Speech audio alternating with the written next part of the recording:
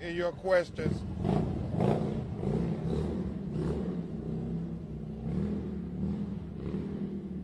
But also with the additional charge against Derek Chauvin for kneeing and brutalizing that 14-year-old baby, what that means.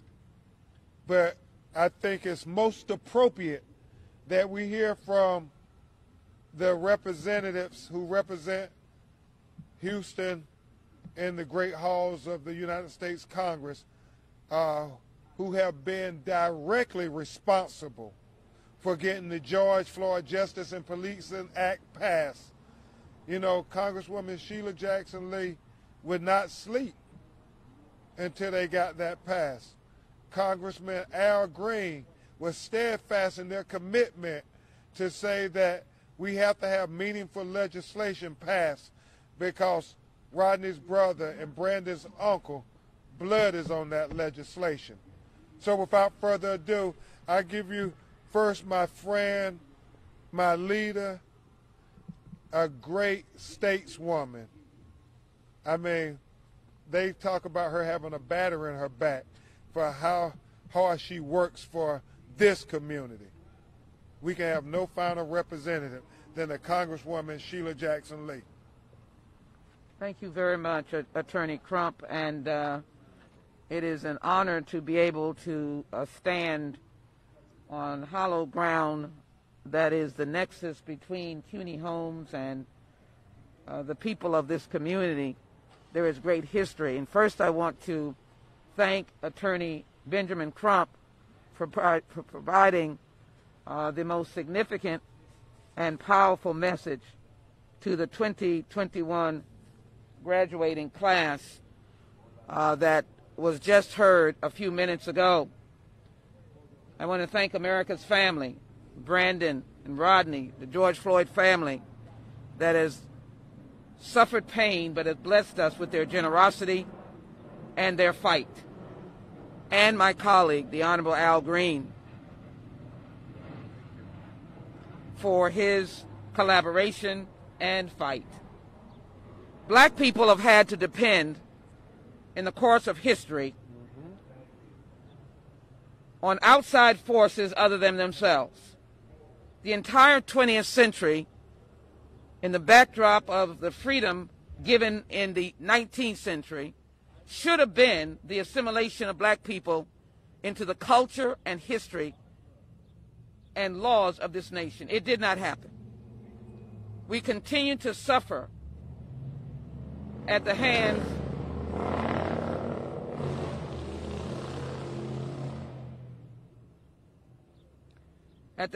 of ill-fated laws and wrong-acting people,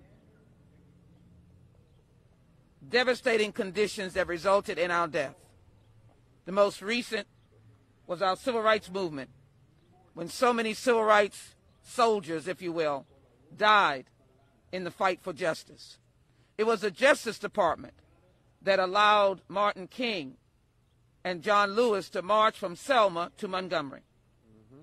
Today, with Attorney Crump, my colleague, the Floyd family, we announce that the Department of Justice is open for business. Amen. And lives will be saved. I was stunned. I was moved to tears when the federal indictment came out, because I've known the mothers of Eric Garner, Trayvon Martin, Tamir Rice, and others who suffered without justice. This indictment is again to raise up the specter that the Constitution has a right and role in the violence against innocent persons, and you cannot engage in bad police conduct under color of law with impunity and get away with it. Amen. I want to make this point. This is about police misconduct, bad conduct. Because as we commemorate this month that honors law enforcement, we will not be tagged and tainted with an opposition to the laws of this land. But the indictment was so visual as it indicated that Officer Chauvin in particular was willful. And the reason, of course, is because at the end of 6 minutes, when it was apparent that George Floyd had no more life, Officer Chauvin did not move him, did not take him from his prone position, did not unleash him, did not seek to give medical care. And the indictment is a glaring statement that you cannot act under color of law. You cannot violate the civil rights. You cannot violate the Constitution when it comes to a fellow human being. That is where we are today. And it is the persistence of Attorney Benjamin Crump not giving up on these cases that made General Garland, in the immediacy of his confirmation, to go and begin this process. This is not an easy process. A federal grand jury is not easy. And so in addition to Officer Chauvin, they've indicated that constitutional rights of George Floyd were violated by the other officers because they failed to render aid. Please understand, this is embedded in the Constitution. That's the distinction between the state cases and now the federal cases, which do not negate the state cases, and the state cases cannot negate the federal cases. Amen. The other counts, of course, included, shocking to us, painful to us, that a teenager was grabbed by the neck, hit in the head with a flashlight, and then kneed in the back. Thank God he lived. But he, too, provides number 1 and number 2 counts. So where we are today is, as Attorney Ben Crump said, we have given light and hope to other families who have languished without relief. And I'm going to step a little bit out of my boundaries, because, Rodney, I know the mothers that you have met. You have seen how often Eric Garner's mother comes every time. And so I'm going to raise the question with the Department of Justice as to revisiting cases like Eric Garner, Tamir Rice, cases that have language. Trayvon Martin, most of you think differently from me, but Trayvon Martin was under color of law because Mr. Zimmerman said that he was on a civil patrol. He was under the jurisdiction of a governmental entity.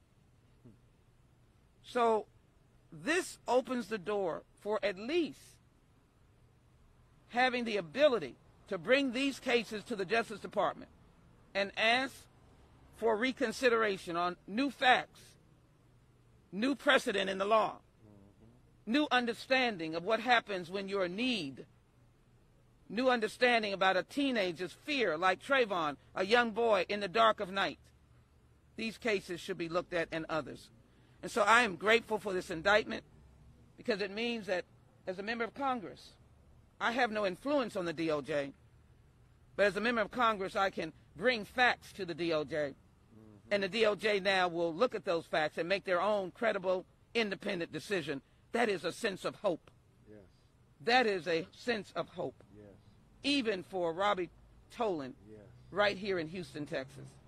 So thank you to a now open DOJ. Knock, knock. The door is open. How grateful we are. This is a major, major decision. Thank you so much, Congresswoman, for proclaiming that the Department of Justice is open. That is profound. Now, we will hear from her colleague, the great congressman who also hails here from Houston, Texas, who has been a stalwart in the fight for justice for George Floyd, Congressman Al Green. All right. Here, here. Thank you very much, Attorney Crump. Friends, the winds of change are blowing across this nation. The winds of change are blowing across the country as a result of one man whose daughter has said he would change the world, and that is exactly what's happening. Amen. The winds of change are blowing. They're blowing because we have Attorney Crump.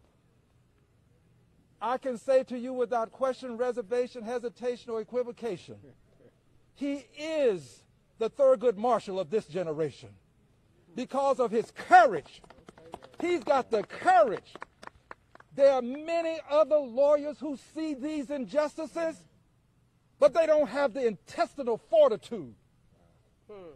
What Malcolm X called the chitlins, to just stand up. To stand up against injustice. Amen. The winds of change are blowing because of Keith Ellison. Yes. Keith Ellison, the Attorney General. Make no mistake about it. For us, states' rights have been states' wrongs. Wow. We have always depended on the federal courts. We've always believed that if we could just get to the federal court, we could get justice. Yeah. Keith Ellison stands there with us in the state level. Yeah. We now see the winds of change. Yes. The winds of change are blowing because that jury returned a guilty, guilty, guilty. There are many times when evidence was there, but the jurors didn't have the courage. The winds of change are blowing across this country. The winds of change are blowing because Jackson Lee refuses to let the George Floyd Justice and Policing Act go down in flames. She's still fighting. Amen. Still fighting for it. Amen. The winds of change are blowing across this country. Yes, this family. God bless you, dear brothers. How you have been able to do this with your dignity that you have. It means something to know that you have not only suffered and you're suffering through the pain, but you have demonstrated to others how to behave under extraordinary circumstances with extraordinary pain. The winds of change are blowing across this country. Yeah. And with these winds of change, we now have a Justice Department that understands that it doesn't end at the state level. The Justice Department can pick these cases up and let us have complete justice. We have some justice, and that's good. But we want total justice. Amen. We want justice for George Floyd, but we also want justice for all of those who are potential George Floyds. If this change takes place, it's going to send a powerful message, powerful message to those who believe they can act with impunity because they have the long arm of the law in their hands. I cannot tell you what this means to me. I'm 73 years old. I've been waiting on this for a long time. And George Floyd's daughter, God bless her, her words are prophetic. Her father changed the world. As I feel this gentle breeze, I know that the spirit of George Floyd is contained therein. Because the winds of change are blowing across this country. Yes, they are. Thank you. Thank you. Thank you, Congressman. And before we hear brief remarks from Rodney and Brandon, we have Houston Councilwoman Evans Shabazz to briefly address you.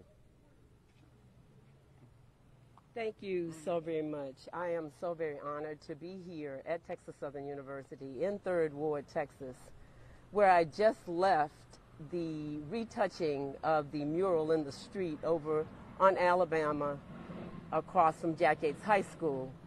And I'm so very honored to stand here with the Floyd family, my esteemed congressman and congresswoman, and certainly this gentleman here, Mr. Crump. And my sister told me to make sure that I told him that thank you for giving a voice to the voiceless. And so I'm going to say that, you know, we are fighting very, very hard to get these laws changed, to bring equity, equality, and fairness. But we also have a great challenge in changing hearts of men, because the laws may be easy, but changing hearts is very difficult. And that is what is going to be required. Certainly the laws will give consequences, but we certainly need to change the hearts to stop the actions. And so I'm here glad to stand with all of those that are here. I'm so very honored. I am a Texas Southern grad myself, a master's and doctorate. And so I know that he imparted some great words, especially to those that will be severely impacted. Because Texas Southern University is predominantly African American and Latino.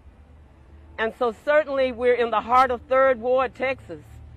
And the words and the actions of my colleagues and this family who have stood strong, and I can't imagine how difficult that can be. I'm so very honored. I am Carolyn Evans Shabazz, and I am the council member for District D, which I call the District of Destination.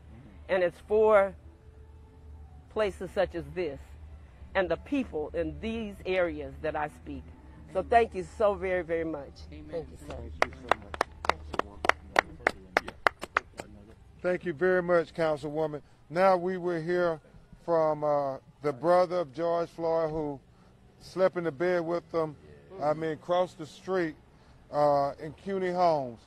And Rodney, Philonis, Jaja, Latanya, Bridget, Terrence, all his brothers and sisters and nephew Brandon, they continue to be so dignified as they continue to fight for justice, whole justice for George Floyd. Rodney Floyd. All right. So yesterday when we received a phone call from the Attorney General saying, and you can hear the sincerity in his voice. You can hear that he was very touched and moved by our brother's death and these police officers' conduct. And he spoke with us for about 15 minutes, and just explained to us that, hey, we got indictment charges going against these 4 officers, former officers. And it put a smile on our faces, I know, just hearing how touched and moved he was that he's going to give this his all, 100%. He's going to hold these guys to their accountability. And we grew up right across the street from Texas Southern University in CUNY Homes. And it's a big graduation day for these young men and women, and we're happy and honored that we are invited here to this event. And it means a lot. Walking through this campus brings back memories of passing through here as a child, as well as when I registered here when I was trying to enroll. It's not too late. Oh, it's never too late. But honestly, seeing these faces of these wonderful men and women getting ready to go out into this world, they just spent a lot of time studying and training for what they're about to do, and they're stepping into the world of 2 justice systems, one for black African Americans and one for the white folks. And this right here is going to be very hard for them because this moment they all celebrating happy smiles with their family and wanting to go out into this world and do what they've been wanting to do and training and going to school for, but it's going to be a lot of obstacles ahead of them. But they do know that. And but it's a beautiful thing. They in good troubles. We all in good troubles together. And Congresswoman Sheila Jackson Lee's been here for us every step of the way. Brother Al Green, every step of the way. Mr. Bears, every step of the way. They one phone call away. They call us, give us advice. They tell us repeatedly our phone lines are open. They know this road. They know this road better than the Floyd family know this road, me and my brother's wives. They've been down this road. They've been fighting so long. And Mr. Al Green said it best, 73 years old. He's been waiting for a moment like this. And unfortunately, it had to come, and we all had to meet in my brother's death, but we definitely would have met eventually anyway it go. But the fight these men and women have in them, hey, we're going to keep on fighting for our people, for equality. Yes, sir. Good job. Thank you, guys. Thank you. Good job, brother. And, Good job. and now you will hear from a young man who talked to George on a daily basis because George was like a father to him. Mr. Brandon Williams, his nephew. Brandon. I just want to say thank you to everybody that's up here standing with us. Congressman Al Green, always there. We appreciate you, as well as Ms. Shabazz. I call Ms. Jackson Lee auntie. She's always there. Random texts, 2 in the morning some nights. Always there. Even comes to eat with the family. So she's definitely a part of the family. But we appreciate everything that you do. And of course, we call Ben the Michael Jordan of civil rights. Come on now. That's what our family calls him. Yeah. Always there. Yeah. Always hard working, always on the front line fighting for the cause. I think everybody around the world appreciates you, so thank you, brother. Love you, brother. But on a lighter note, it feels good to be here. We grew up right across the street in CUNY Homes. That's where we were raised. We were a big family. I grew up with Rodney, and George was always like a father figure to me. We slept in the same bed, and there was a lot of play fights and things of that nature. So it's real significant to be here, right at home. Yeah. But I think the main reason we're here for yesterday on that call, it meant the world. We were very grateful for it. If you saw that video,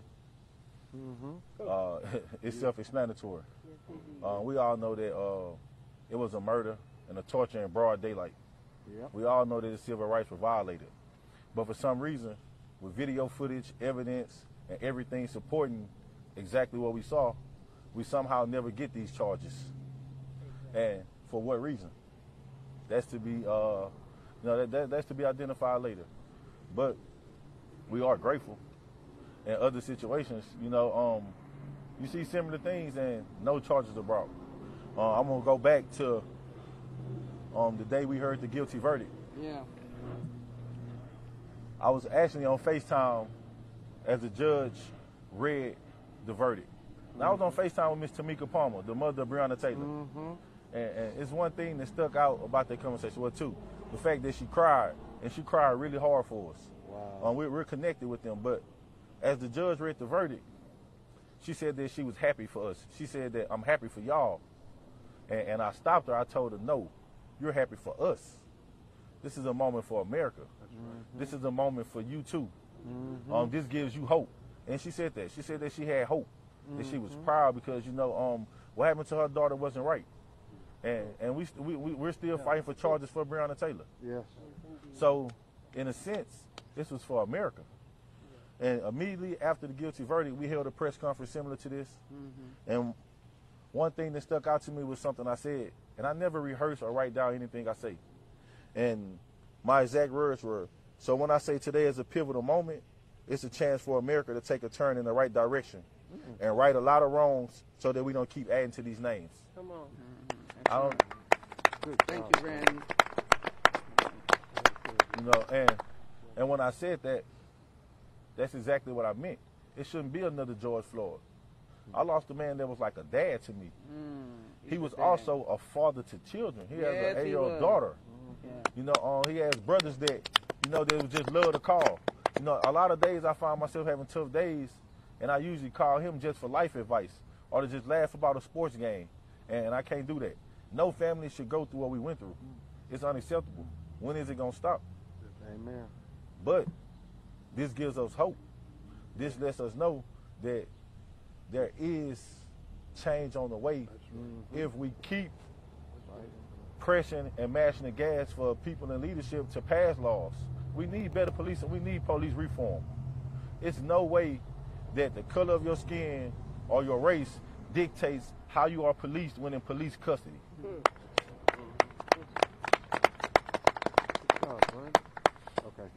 That's absolutely unacceptable. But I'll close out on that note. No, that was absolutely superb. Okay. We have time for like 4 questions, and then the family and us have to get to the next graduation. Any questions? If we answered it all, that's okay.